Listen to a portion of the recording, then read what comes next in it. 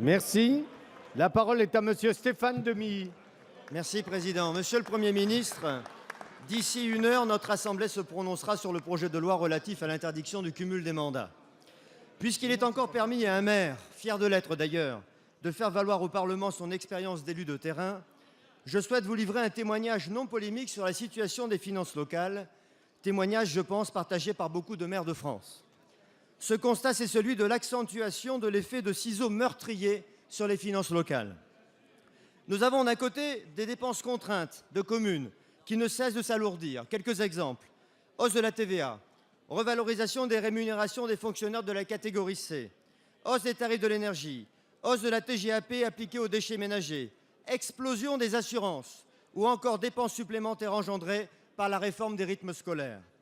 Et en face de cela, nous avons des recettes qui se réduisent comme peau de chagrin. Quelques exemples là aussi: réduction de la dotation globale de fonctionnement versée par l'État, assèchement des subventions publiques, répercussion des baisses de dotation que l'État impose unanimement à des établissements publics comme les agences de l'eau. Tout cela sans même parler des effets de la crise sur le produit fiscal revenant aux collectivités. Dans ces conditions, ce n'est plus un effet ciseau, mais un effet sécateur auquel nous assistons. Alors comment faire? Augmenter massivement les impôts des contribuables? Ce n'est pas une bonne idée et d'ailleurs le gouvernement s'en est déjà amplement chargé. Il y a donc une seule solution: diminuer l'effort d'investissement, avec les conséquences que l'on peut imaginer sur le redémarrage de la croissance. Les collectivités locales étant de très loin pour l'instant le principal moteur de l'investissement public dans notre pays. Monsieur le Premier ministre, alors que se tient en ce moment le Congrès des maires, quelle réponse comptez-vous apporter à l'étranglement financier des collectivités locales?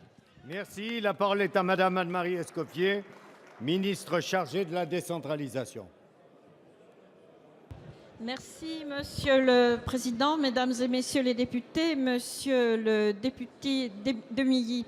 Monsieur le député, j'ai bien entendu votre question concernant l'effort qui va être demandé aux collectivités locales pour continuer à investir, puisque l'investissement, leur part de 71% doit pouvoir être maintenue. Je sais l'effort qui est demandé, un effort qui représente aujourd'hui, pour l'année 2014, et ça a été arrêté dans le cadre du projet de loi de finances 2014, un effort qui représente à peu près 7% des recettes réelles de fonctionnement des collectivités. Mais à côté de cela, le gouvernement apporte Il y a trop de bruit, s'il vous plaît, on écoute. De mesures d'accompagnement, Monsieur le député, et qui ont été redites hier d'ailleurs par le Premier ministre au Congrès des maires, comme vous l'expliquiez.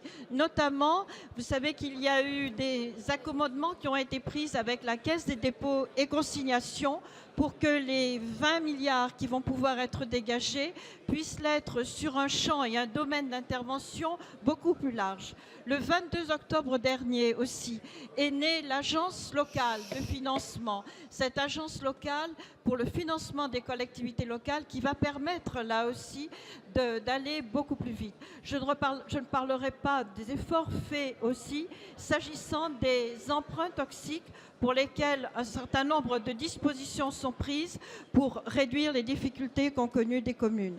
Enfin, il y a des mesures plus structurelles concernant les dotations de l'État. Et sur ces dotations de l'État, d'une part, des mesures ont été prises s'agissant de la péréquation pour aider les communes les plus fragilisées, que ce soit sur les dotations de solidarité urbaine ou de solidarité rurale, et puis pour améliorer Merci, Madame le la fonds ministre. commun La parole